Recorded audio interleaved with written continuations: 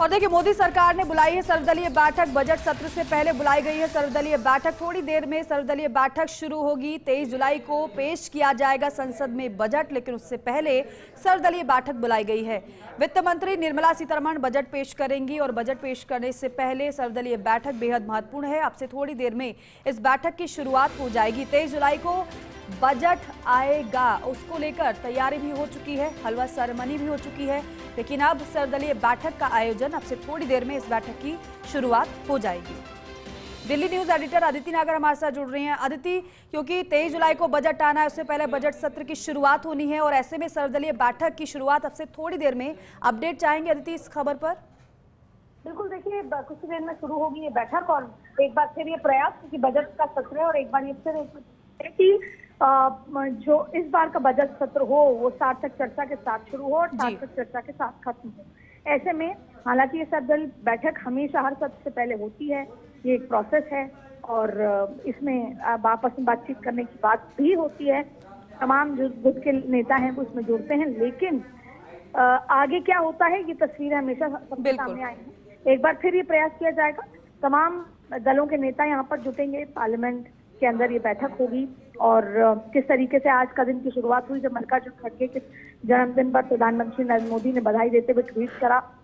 एक बार सबको साथ लेकर व्यवहारिक तरीके से इसकी शुरुआत है, क्योंकि शायद इस बार अब सरकार की जरूरत है कि सरकार चर्चा करे और सरकार को भी जरूरत है कि विपक्ष उस तरीके से हंगामा करते हुए जो सत्र हैं, जो दिन है वो वेस्ट ना हो, क्योंकि सरकार के सामने चुनौती है 125 दिन की और उस चुनौती में उनको बहुत सारे बिल ऐसे पारित करने हैं, बहुत सारे बिल इंट्रोड्यूस करने हैं, बड़े फैसले लेने हैं जिससे कि जो एक इमेज थी नरेंद्र मोदी सरकार की वो बनी रहे। ऐसे में ये तभी संभव है जब आप विपक्ष के साथ सार्थक चर्चा करेंगे और उसी को लेकर सर्वदलीय बैठक कुछ ही देर में शुरू हो। अदिति, एक और जानकारी आपसे चाहेंगे। सर्वदलीय बैठक, जाहिर सी बात है सर्वदल के नेता इसमें पहुंचेंगे, लेकिन अभी तक जानकारी मिली है कि कौन कौन दल के नेता पहुंच चुके हैं और कौन कौन नहीं पहुंचने वाले हैं?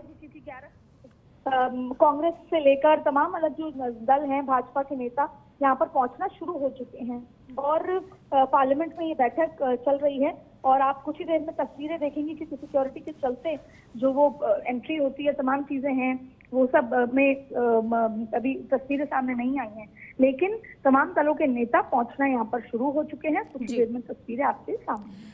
और बिल्कुल अब सही भी कहा अदिति आपने कि यहाँ सर्वदलीय बैठक बेहद महत्वपूर्ण हो जाती है, क्योंकि सार्थक चर्चा बहुत जरूरी है, लेकिन इस बार विपक्ष भी बहुत मजबूत है और मजबूती से अपनी बात भी उठाएगा सदन के भीतर। सत्ता पक्ष की भी अपनी रणनीति है, लेकिन सर्वदलीय बैठक जो एक औपचारिकता भी होती है और हर बार भी होती है, लेकिन सदन की तस्वीरें हमने हर बार अलग भी देखी है। इस बार रणनीति कैसी आप समझ रही हैं, दोनों ही अगर पार्टियों की बात की जाए, दोनों ही दलों की बात की जाए? बिल्कुल, देखिए दोनों ही दल की बात यह है कि जो विपक्ष है वो तो पूरी तरीके से तैयार है कि, और सबसे बड़ी बात है पूरी तरीके से तैयार है कि वो सरकार के हर एक मुद्दे को उठाएंगे। अभी नीट, मणिपुर के मुद्दे को पिछली बार भी उठाया, अभी भी उठाएंगे और सरकार यही चाहती है कि आने वाले दिनों में जो हमें बड़े बिल पेश करने हैं उसको लेकर चर्चा हो। आपको बता दें कि बजट से पहले सरकार ने जो ये बुलाई है सर्वदलीय बैठक, उसमें टीएमसी शामिल नहीं हो रहे हैं और देखिए ये भी एक बड़ी वजह है। संसद की मॉनसून सबसे पहले जो सर्वदलीय बैठक शुरू कुछ ही क्षणों में होगी, इसमें पार्टियों का शामिल होना शुरू हो चुका है, लेकिन पहली बार ऐसा होगा जब राहुल गांधी नेता प्रतिपक्ष के रूप में इस पारंपरिक बैठक में शामिल होने वाले हैं। हालांकि टीएमसी इस बैठक में शामिल नहीं होगी। अब आपको बता दें 22 जुलाई से 12 अगस्त की चलेगा, 23 जुलाई को इसमें बजट पेश होगा, लेकिन उसी में टीएमसी ने बताया शामिल न होने की वजह ये है कि सत्र आरंभ होने से पहले भी सभी दलों के सदन के नेताओं इस पारंपरिक बैठक में पहली बार नेता प्रतिपक्ष के रूप में मतलब जैसे राहुल गांधी शामिल हो रहे हैं ऐसे सभी होते हैं 21। और देखिए उनकी जो वजह है, तृणमूल कांग्रेस का कोई भी प्रतिनिधित्व इसलिए शामिल नहीं हो रहा है क्योंकि 21 जुलाई को शहीद दिवस के रूप में मनाते हैं। तृणमूल कांग्रेस संसदीय दल के नेता डेरेक ओब्रायन जो हैं उन्होंने पत्र लिखकर ही सूचित किया था कि वो शामिल नहीं हो पाएंगे। ऐसे तमाम तरीके की चीजें हैं। देखिए मोदी सरकार का तीसरा कार्यकाल है, उनका रहेगा कि अगर हम मिलकर जनता के लिए कुछ बड़ा काम कर सकें, लेकिन अब विपक्ष ये चाहता है कि वो हर मुद्दे पर सरकार को घेरे और ऐसी स्थिति में आपको हंगामा इस बार भी देखने को मिलेगा।